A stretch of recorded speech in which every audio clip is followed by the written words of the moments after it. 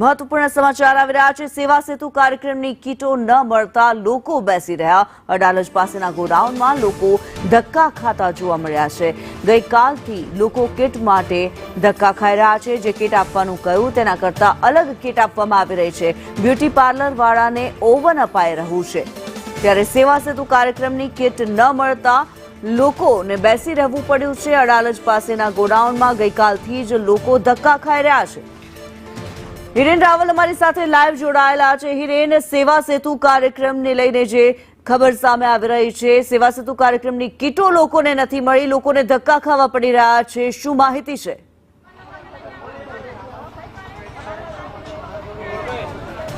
સેવા સેતુ અને ગરીબ કલ્યાણ મેળા અંતર્ગત જે કીટ આપવામાં આવે છે કે જે લોકો સ્વાવલંબી થઈ શકે અને આ કીટનો ઉપયોગ કરી પોતાનું ગુજરાન ચલાવી શકે, એ પ્રકારના આશયથી સરકાર આ કીટનું વિતરણ તો કરે છે, પરંતુ ખરેખર કીટ જે મળે છે કે શું એની વાસ્તવિક સ્થિતિ જે છે એ ગાંધીનગરના આ અડાલજ પાસેનું જે ગોડાઉન છે ત્યાં જોવાય છે।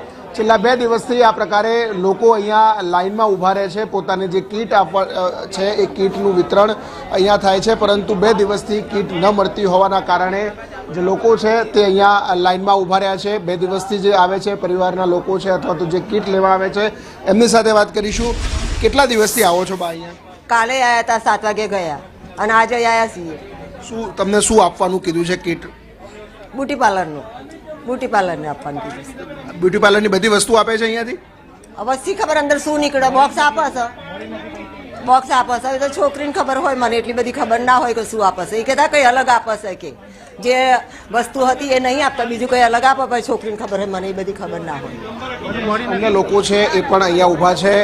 કેટલા દિવસથી આવો છો અને શું સ્થિતિ છે? હું પહેલાંથી તમને કહું સાહેબ, હું પહેલાં ફોર્મ ભર્યું હતું। ફોર્મ ભરવા માટે અમે ધક્કો ખાધો હતો। મિનિમમ 5 કે 7 કિલોમીટર થયું હતું સિટીમાં જવાનું, બરાબર। હવે અમે કાલના એ ફોર્મ ભર્યું, ફોર્મ અમારું સક્સેસફુલ ગયું અને હવે અમે કાલના અહીંયા આવ્યા હતા। કાલે આવ્યા તો કાલે અમને લાઇનમાં ઊભા રહ્યા કે અમારો નંબર ના આવ્યો। આજે અમે આવ્યા તો આજે અમને સીધું જ કે નાઈનો સામાન લેવા માટે સોમવારે આવો। બીજું અમારે હવે કંટાળીને અમે પાછા જઈએ કે શું કરીએ શું ના કરીએ ને એ અમને ખબર નથી પડતી। કીટ જે આપવામાં આવી છે કીટ પૂરતી નથી। અન્ય કેટલાક બહેનો આવેલા છે, એમની પણ વાત કરીશું। બેન, ક્યાંથી આવો છો અને આજે કયો દિવસ છે તમારો? તમને શું આપવાનું કીધું છે ને અહીંથી શું મળે છે? અમે લાભાથી આવ્યા છે, અમને લારી લખાઈ હતી, અમે એમાં ધંધાનું બધું સામાન લખાયું હતું, ખાલી લારી આપીને લારી લઈ જઈને શું કરવાની અમારે? ક્યાંથી આવો છો તમે? નારોલ, લાંભાથી। અમે બચત ભવન ગયા, ત્યાં ટોકન આપી કે બીજા દિવસે જજો, કે 1 જ દિવસનું છે ને અહીંયા આવ્યા।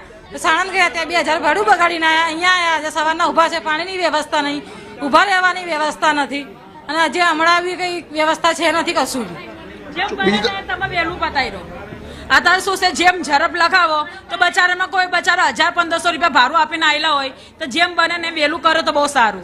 બધી કીટમાં જે છે એ બધી વસ્તુ આપે છે તમને લોકોને? હમણાં તો નથી, હજી તો અમને લારી મળી નથી, અમે લારીનું જ લખાય છે। અમુક છોકરીએ દૂધે પાર્લરનું લખાય, પણ એમને ગિફ્ટ પૂરી નથી મળી એમને। અમુક છોકરીએ બૂમ પાડે છે। હવે લારીનો તો અમારે ફૂલ સાઈઝની લારી કેવી હતી, લારી છે પકોડીની લારી છે એવી। ક્યારથી લાઈનમાં ઊભા છો તમે? અમે તો સવારે 6 વાગ્યાના નીકળી ગયા છે, અત્યારે 7 વાગ્યાના અમે અહીંયા 1 કલાકનો રસ્તો છે, સેત નિકોલસી અમે આવ્યા છે, તે નિકોલસી અહીંયા આવીને અમે ઉભા રહ્યા છે। સવારના ભૂખ્યા તરસ્યા, અમારા છોકરો થોડું માનસીનો છે, અમે હંગાતે લઈને આવીશું સંગાતે।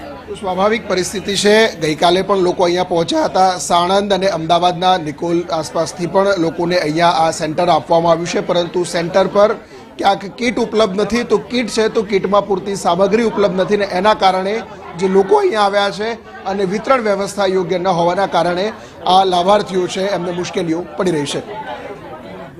જી, ધન્યવાદ હિરેન આ માહિતી માટે।